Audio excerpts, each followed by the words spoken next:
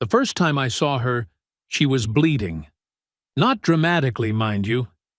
Just a thin line of crimson trickling down her forearm as she walked through the market district of Station Velar 9, completely unbothered by the fact that every predator species within 50 meters had gone utterly, perfectly still. I am Krath Ven, security analyst for the Galactic Commerce Authority, and I have spent the last 14 cycles studying threat assessment patterns across 743 documented species. I know what predator recognition looks like. The frozen posture, the dilated pupils, the involuntary step backward that evolution has hardwired into survival instincts older than starflight itself. Every carnivore in that market, from the 8-foot Kryn hunters to the sleek Vishara assassins who could disembowel you in 3 moves, every single one of them tracked her movement with the kind of cautious respect usually reserved for territorial apex predators. She wore no armor, carried no visible weapons, made absolutely no effort to appear threatening. She was humming, actually humming some tuneless melody while examining a fruit vendor's display, her injured arm dripping blood onto the station deck plating, apparently unaware that she had just turned a bustling marketplace into a frozen tableau of predatory anxiety. "What is that?" my partner, Thex, whispered beside me. His dual respiratory slits were flaring, pulling in air to process the chemical signatures. "What species? I cannot identify the scent profile." "Human," I said quietly, accessing my datapad. "From Earth. Death World Classification 7.9. Thex's head swiveled toward me so fast I heard his neck vertebrae click. 7.9? That is impossible. Nothing above 7.3 has achieved spaceflight. The evolutionary pressures would prevent the necessary cognitive development for complex technology." "Apparently," I said, watching her pick up something that looked like a cross between a melon and a sea urchin, "the evolutionary pressures on Earth had different ideas about what constitutes impossible." She sniffed the fruit thing, wrinkled her nose, put it back down. The Veshara merchant, whose species had conquered 12 systems through military superiority alone, was trembling. Actually trembling. The human smiled at him. "Do you have anything sweeter? This one smells kind of sour." Her voice was pleasant, friendly even. No threat indicators whatsoever in the vocal pattern analysis my implant was running. Just a simple question about fruit. The merchant made a sound like grinding gravel and pointed with one shaking claw toward a different display. "Thanks so much." She moved toward it, still dripping blood, still humming. Every predator in the market adjusted position to maintain maximum distance while keeping her in visual range. "We should intervene," Thex said. "The bleeding. She may be injured and unaware of the severity." "She is aware," I said, because I had been studying the security footage from her arrival. She cut herself on purpose approximately 4 minutes ago while slicing open a shipping container with a utility knife. Casual movement. No indication of accident. Then why has she not treated the wound? I have no idea. This was technically true.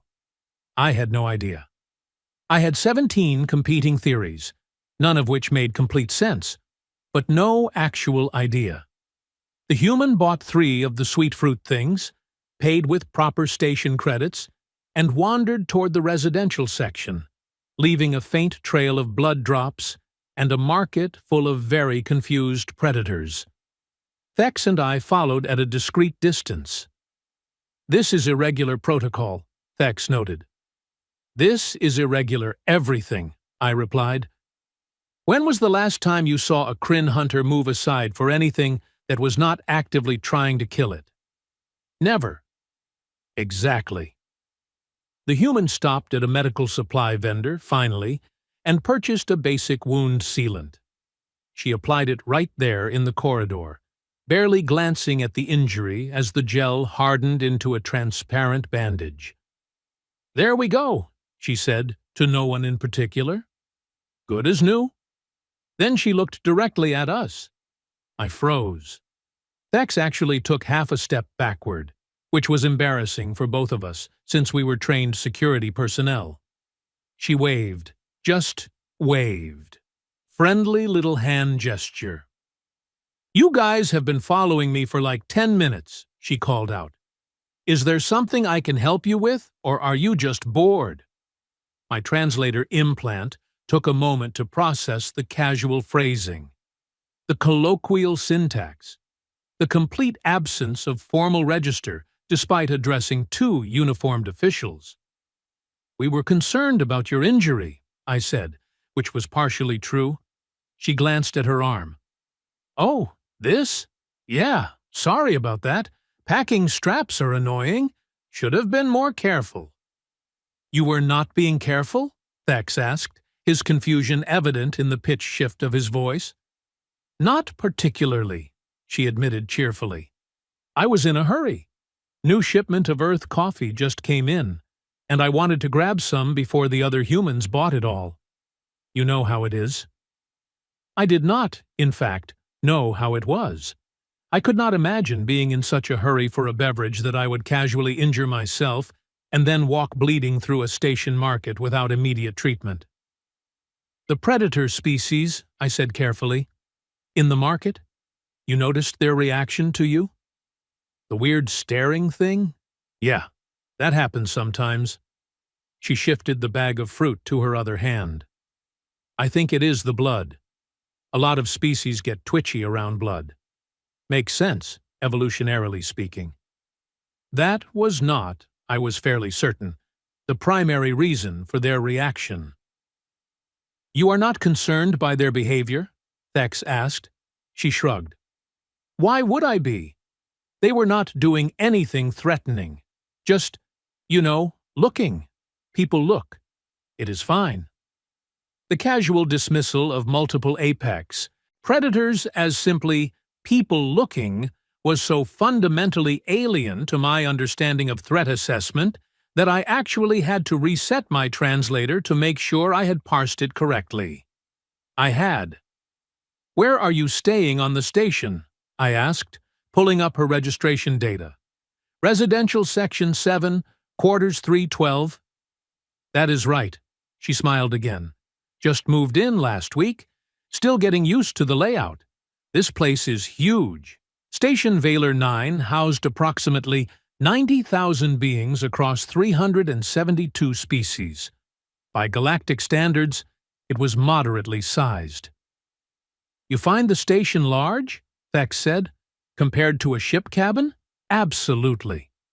She started walking again, and we fell into step beside her because apparently we were escorting her now. "I spent the last 6 months on a cargo hauler. 16 square meters of personal space. This feels like a palace." 16 square meters. For 6 months. That was, by human standards according to my database, actually quite comfortable for space travel. Their military personnel sometimes spent years in spaces half that size. We reached the residential section. She palmed the door lock to her quarters, and it slid open, revealing a space that looked, honestly, completely normal. Some personal items scattered about, a sleeping platform, a small food preparation area, and approximately 700 pounds of organized supplies stacked against one wall. "Moving in?" I asked, noting the sealed containers. "Oh no, that is all coffee." She saw my expression and laughed. "I am kidding, mostly kidding, like 60% coffee. The rest is just regular supplies, shelf-stable food, medical kit, basic tools, that kind of thing." "You expect to need survival supplies on a commerce station?" Thex was examining the containers with obvious interest. "I do not expect to need them," she said, "but I like having them anyway. Old habits. I grew up on a colony world. We learned pretty early that it is better to have things, and not need them, than need things and not have them. The logic was sound, actually. Overly cautious by station standards, but sound. Which colony? I asked, cross-referencing my database. New Manitoba. Agricultural settlement. Outer Rim sector. I found the file. Death World Classification 6.8. Hostile megafauna. Extreme weather patterns. Limited technological infrastructure. Of course. Your species, Thex said slowly, seems to prefer difficult environments. We prefer environments with room to grow, she corrected. Sometimes those environments happen to be difficult, but that just means we get good at adapting. She set down her fruit and pulled out one of the coffee containers, opening it to release a smell that my implant immediately flagged as containing 17 different alkaloids, 3 of which were classified as mild toxins. She breathed in deeply and sighed happily.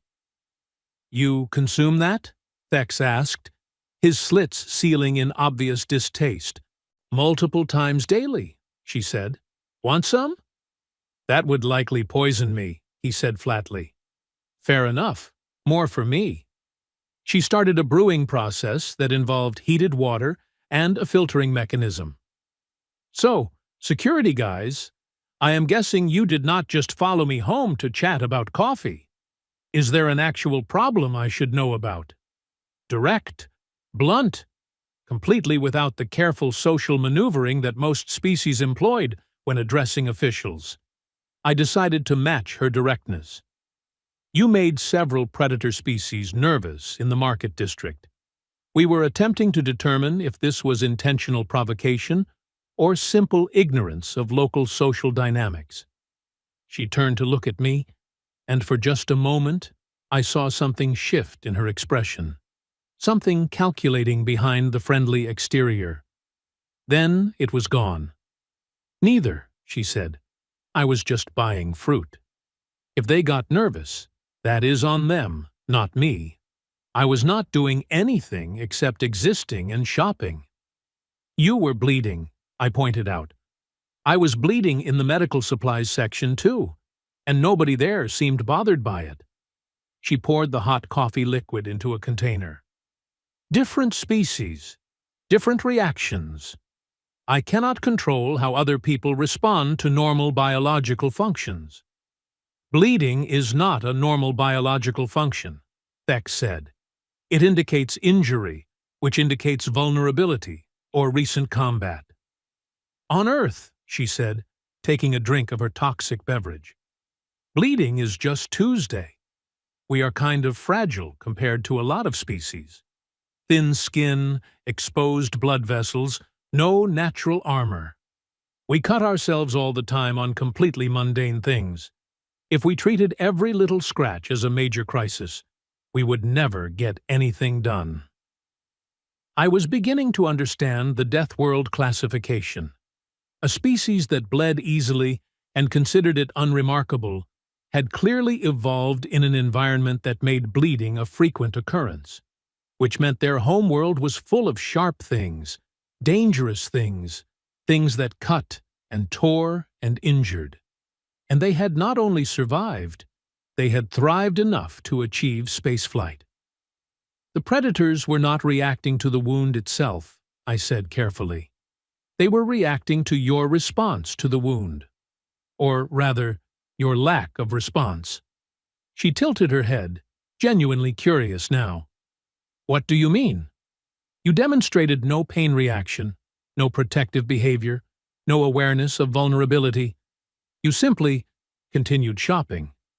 Because it did not hurt that much, she said, like this explained everything. Why would I stop shopping? Thex made a sound like escaping steam. Most species, I said, when injured, display some form of distress signal, pain vocalization, altered movement patterns, chemical indicators of stress. You displayed none of these things. So, the predator species in the market recognized you as something that does not respond to injury with vulnerability signals. That registers, in their threat, assessment instincts as a major predator. Possibly a more dangerous predator than themselves. She stared at me for a long moment. Then she started laughing. Actually laughing, head thrown back, genuine amusement, while Thex and I exchanged confused glances. "Oh my God," she said between laughs. "They think I am scary because I did not cry about a paper cut. That is hilarious." "It was not a paper cut," Thex said stiffly. "It was a laceration approximately 4 centimeters in length and 0.3 centimeters deep." "Okay, a bigger paper cut." She was still grinning. "Look, I appreciate the concern, really, but I promise I am not trying to intimidate anyone. I am just living my life. If that makes other people nervous, I honestly do not know what to tell you." I believed her, which was, somehow, more disturbing than if she had been intentionally projecting threat. She was genuinely unaware of the impact she had on other species. Or, possibly, she was aware and simply did not care. "I will try to be more careful about bleeding in public," she said, clearly trying to be accommodating. "Would that help?" "It might reduce incidents," I admitted. "Cool. Anything else?" I hesitated. There were approximately 47 other questions I wanted to ask, ranging from her Death World survival training to the casual way she consumed known toxins to the complete absence of formal respect protocols in her speech patterns. But she had been cooperative and honest, and I had no actual grounds to detain her further. "No," I said. "Thank you for your time." "No problem." She raised her coffee container in a sort of salute. "Have a good day, security guys." We left. The corridor outside was empty, but I could have sworn I felt eyes watching us from multiple directions. "That," Thex said quietly, "was the most unsettling conversation I have had in 7 cycles of service." "Agreed. She is dangerous." "Extremely. But not hostile. Not currently." We walked in silence for a moment. "I am going to recommend increased monitoring," I said. "Obviously." But as we made our way back to the security hub, I could not shake the feeling that monitoring was not going to tell us anything useful. Humans, I was beginning to suspect, were dangerous in ways that standard threat assessment could not properly quantify. They bled easily and called it Tuesday. They consumed toxins for pleasure. They walked through crowds of apex predators without fear because they genuinely did not see themselves as prey. And they did all of this while smiling and making friendly conversation. 3 days later, the incident in Cargo Bay 7 proved me right. And wrong. And introduced me to a whole new level of human unpredictability that I was absolutely not prepared for. But that is another part of the story. Cargo Bay 7 was not supposed to explode. Let me be clear about that. Station Wheeler 9 had safety protocols stacked on top of redundancy systems stacked on top of more safety protocols. Cargo bays did not just explode, except, apparently, when someone decided to smuggle thoracian plasma cells inside containers labeled as agricultural equipment. The explosion happened at 0600 station time. I was 3 levels away when the shockwave hit, strong enough to rattle the deck plating and trigger every emergency alarm within 200 meters. Thex and I ran. By the time we reached the bay, the fire suppression systems had activated, filling the corridor with chemical foam and the acrid smell of melted composite materials. The blast door was buckled. Not breached, thankfully, but definitely compromised. Emergency crews were already setting up a perimeter when we arrived. "Casualties?" I barked at the coordinator, a Velf named Crossing Wing who normally worked sanitation detail. "Unknown. Bay manifest shows 18 workers were inside when it blew. We cannot access internal sensors. Whole grid is fried." 18. My stomach dropped. 18 beings who might be dead or dying while we stood outside running diagnostic checks. "Override the door," I said. "Manual release." "Negative. The structural integrity is compromised. If we open it now and there is a secondary explosion or pressure differential, we could breach the hull. Protocol says we wait for specialized equipment."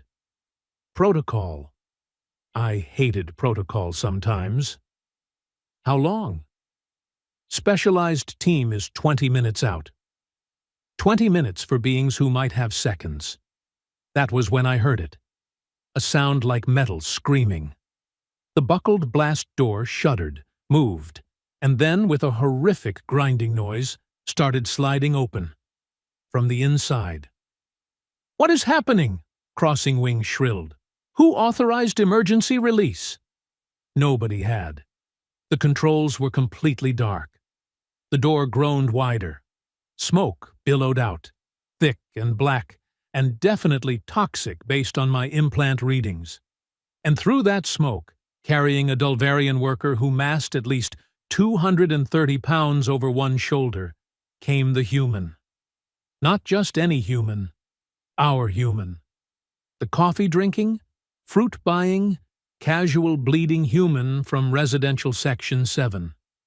She was not humming anymore. Her clothes were scorched.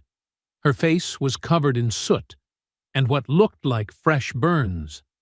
Her right leg had a piece of shrapnel embedded in it, approximately 6 inches long, protruding from her thigh. She was not limping. "Move," she said, her voice rough from smoke inhalation, but absolutely clear in intent. More coming out behind me. The emergency crews scattered. She set down the Dulvarian worker with surprising gentleness, considering she had just carried him through a burning cargo bay. "This one needs oxygen, some burns, possible lung damage from smoke." Medical personnel swarmed forward. The human turned and walked back into the smoke. "Wait!" I shouted. "You cannot go back in there. It is not stable." She either did not hear me or did not care. Possibly both. Thex grabbed my arm. "Look!" More figures were emerging from the smoke. A Kryn hunter, supporting a smaller Fesic worker. 2 Vishara, moving together, one clearly injured. A human male I did not recognize, carrying what looked like a child-sized Quellan in his arms.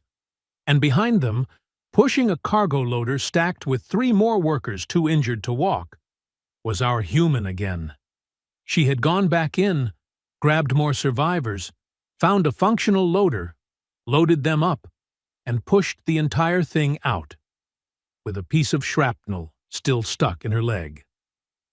"Medical check, everyone," she was saying, her voice taking on a tone I recognized from military command recordings. "Breathing problems? Announce immediately. Burns? Get treated. If you can walk, move to the perimeter and sit down before you fall down. Adrenaline crash is coming." The workers obeyed. Even the Kryn hunter, who theoretically could have torn her apart, moved where she directed. "Base status?" she asked, looking directly at me. I checked my datapad, still trying to process what I was witnessing. "Unstable. Structural damage to the eastern support column. Fire is contained but not extinguished. Atmosphere is toxic. Secondary explosions possible?"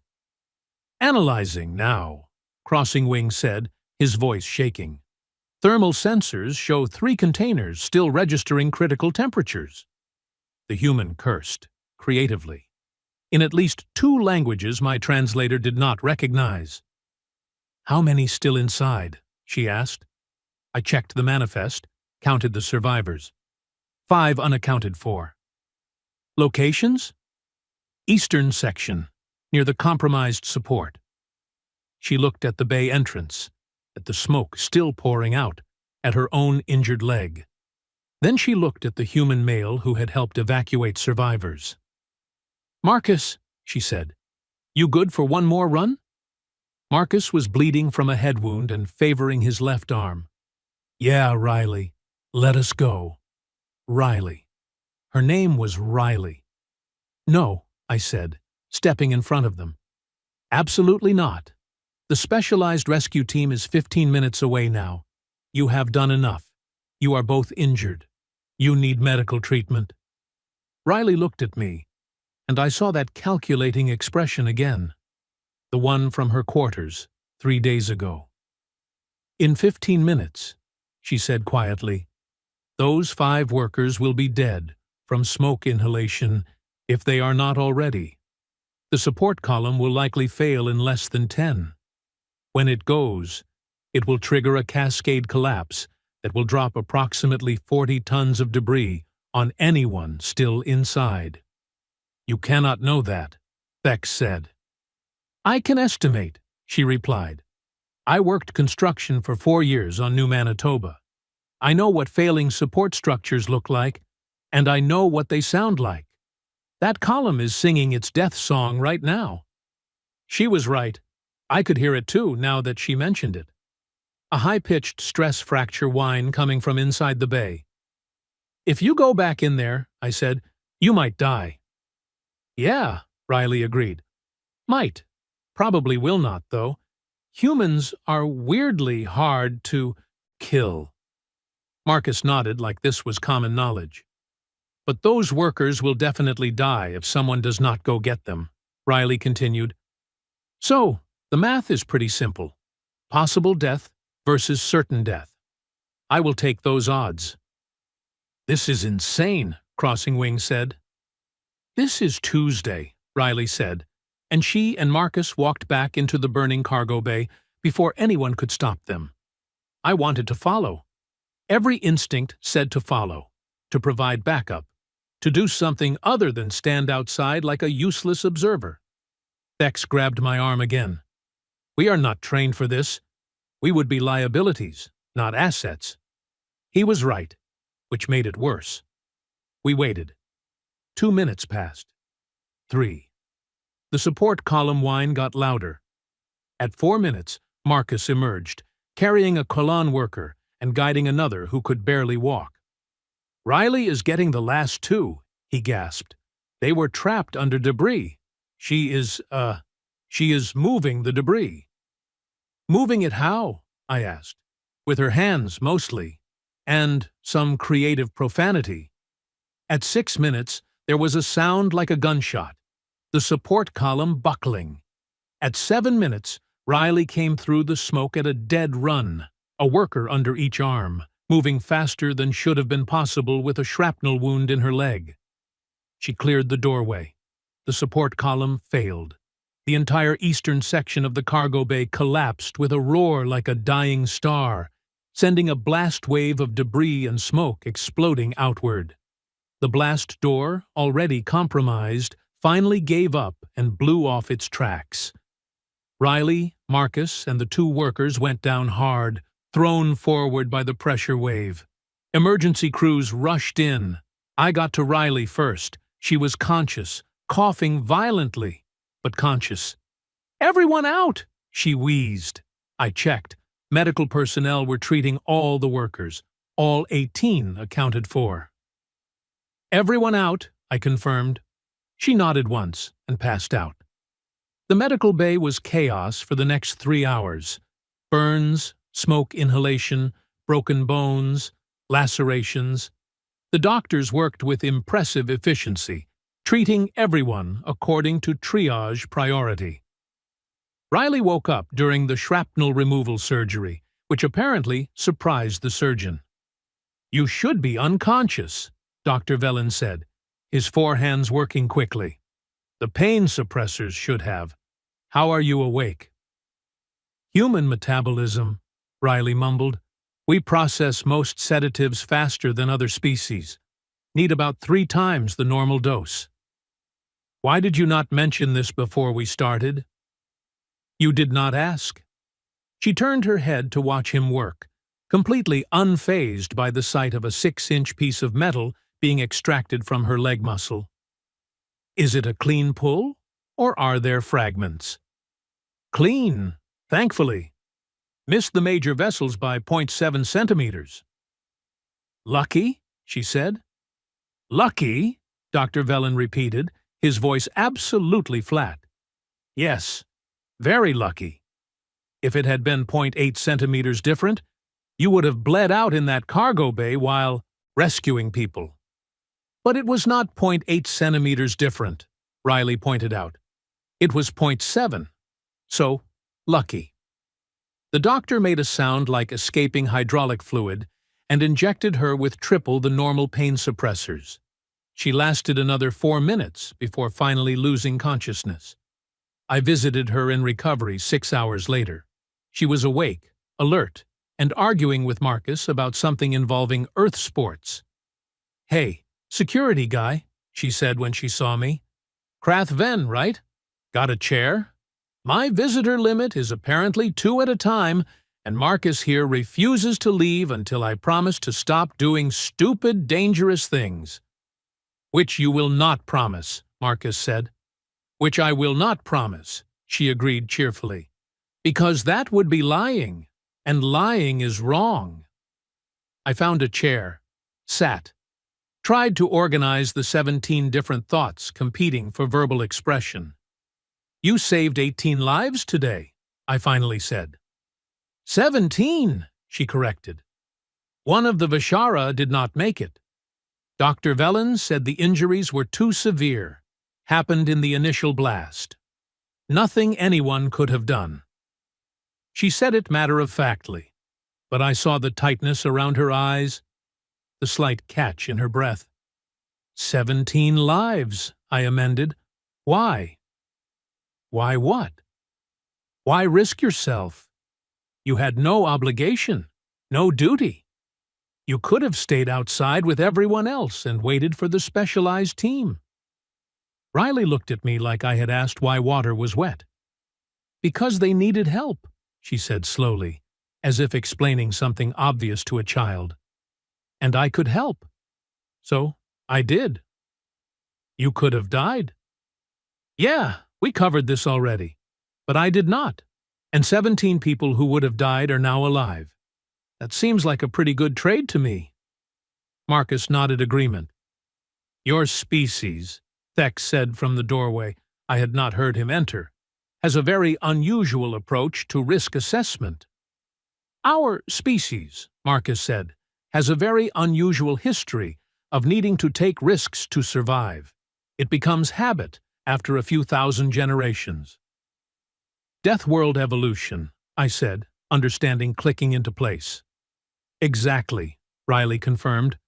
"When your planet is actively trying to kill you most of the time, you get really good at 2 things. 1, managing risk. 2, helping each other, because nobody survives alone." She shifted position, winced slightly at her injured leg. "Every human knows that someday they might be the one trapped in the burning building or stuck under the debris or lost in the wilderness," she continued. "And on that day, they really, really hope someone will be crazy enough to come help them. So, when we see someone else in that situation, we go help, because we would want someone to do the same for us. It is not complicated." It was, I realized, both the simplest and most profound explanation of human behavior I had yet encountered. They saved each other because they knew they might need saving themselves. They risked death to prevent death, because the alternative was a society where nobody helped anyone. They walked into burning cargo bays because, on some fundamental level, they could not live with themselves if they did not.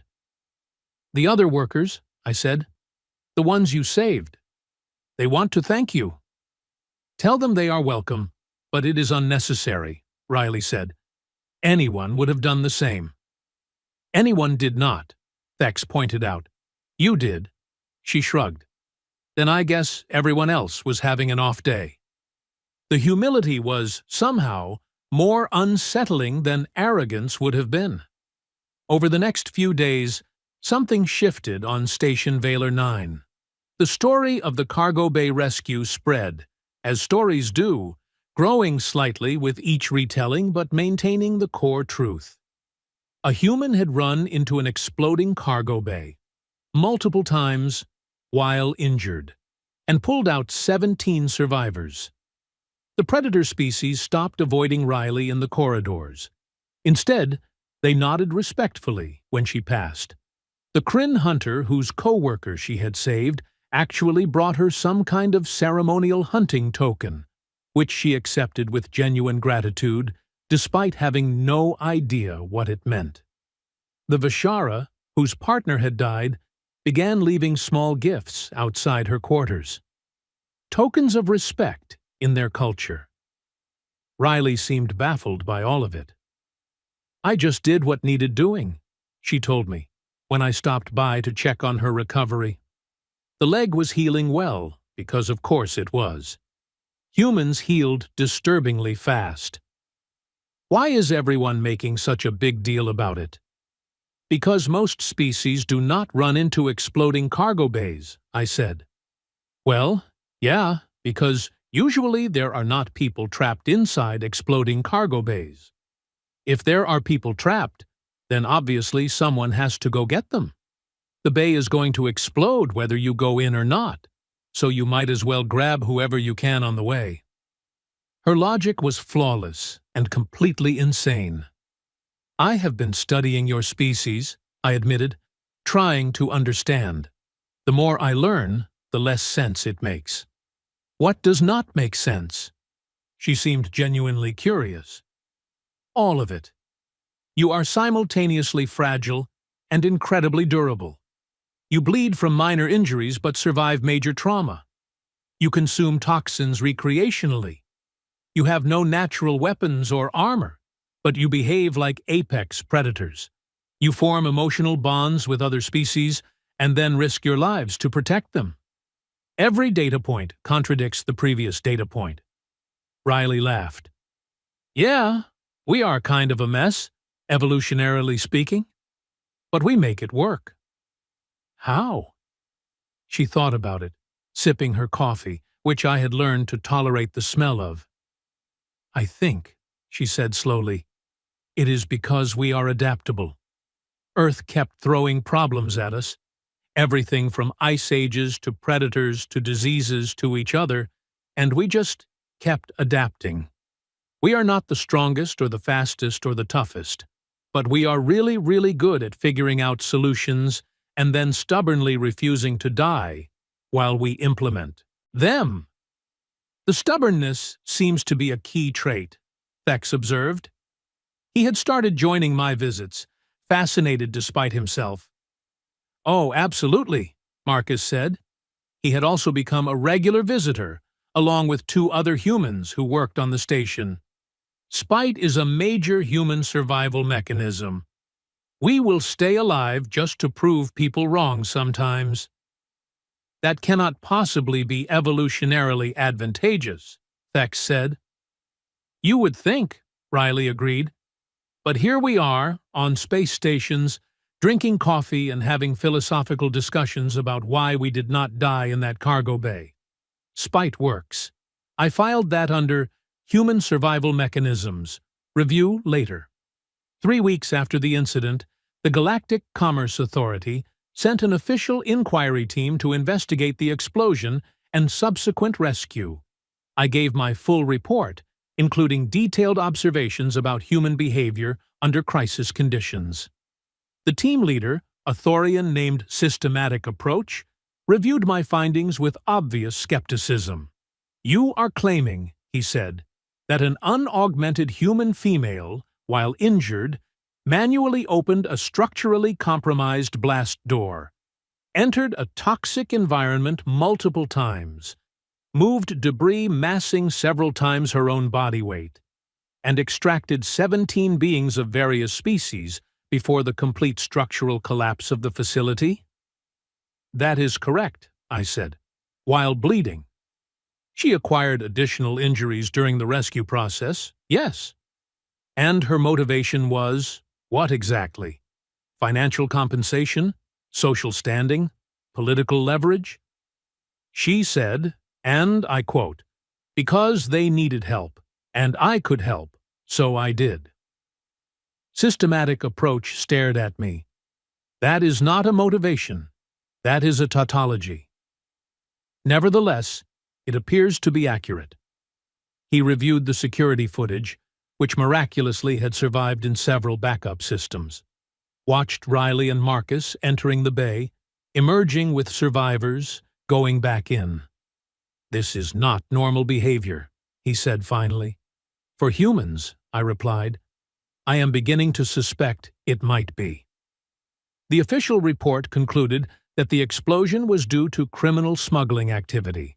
Several arrests were made, and the rescue efforts of Riley Mackenzie and Marcus Torres were noted for the record with official commendations. Riley hung her commendation plaque on the wall next to her coffee supply. Right next to the important stuff, she said when I commented on the placement. Life on Station Valor 9 returned to normal, mostly.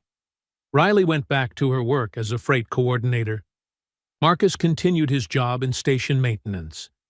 The cargo bay was repaired and reopened. But something had changed. The humans on the station, all 47 of them, were no longer just another species among hundreds. They were the ones who ran into burning buildings, the ones who ignored their own injuries to help others, the ones who bled easily and called it Tuesday. The predator species still watched them carefully. But now it was not fear. It was something closer to respect. Recognition that humans might be fragile and friendly and unarmored, but they were also absolutely, fundamentally, not prey. I found Riley in the market district one morning, buying fruit again, the same vendor as before. She was not bleeding this time, which was probably a relief to everyone involved. "Krathven," she greeted me. "Want a fruit? These sweet ones are actually pretty good once you get used to the texture." I accepted one, because refusing seemed rude. "I have a question," I said, "if it is not too personal." "Shoot." "Why come here? To this station specifically? New Manitoba had opportunities. Earth has opportunities. Why a random commerce station in neutral space?" Riley bit into her fruit, chewed thoughtfully. "Because it is not home," she said finally. "Do not get me wrong, I love New Manitoba. But I wanted to see what else was out there. Meet other species. Learn new things. You cannot do that if you stay in one place your whole life. Even if that other place is more dangerous?" She grinned. "Everywhere is dangerous if you think about it hard enough. At least here, it is a different kind of dangerous. Keeps things interesting. Only a human would seek out danger for the sake of interest. Besides," she added, "someone has to show the rest of the galaxy that humans are not all bad. We might be weird and fragile and slightly crazy, but we try to help when we can. That has to count for something." It did count for something. I was beginning to understand that. Humans were not the strongest species, not the smartest or the fastest or the most advanced, but they were the ones who would run into exploding cargo bays to save strangers. They were the ones who bled and called it Tuesday. And they were the ones who, despite having every reason to be cautious and afraid in a galaxy full of bigger, stronger, more dangerous species, chose kindness and courage instead. "It counts for quite a lot, actually," I told her. Riley smiled, and for once, there was no calculation behind it, just genuine warmth. "Thanks, Krathven. That means something." We walked through the market together, a security analyst and a human freight coordinator, in a galaxy that was slowly learning that sometimes the smallest, most fragile beings were also the bravest. And that was more than enough.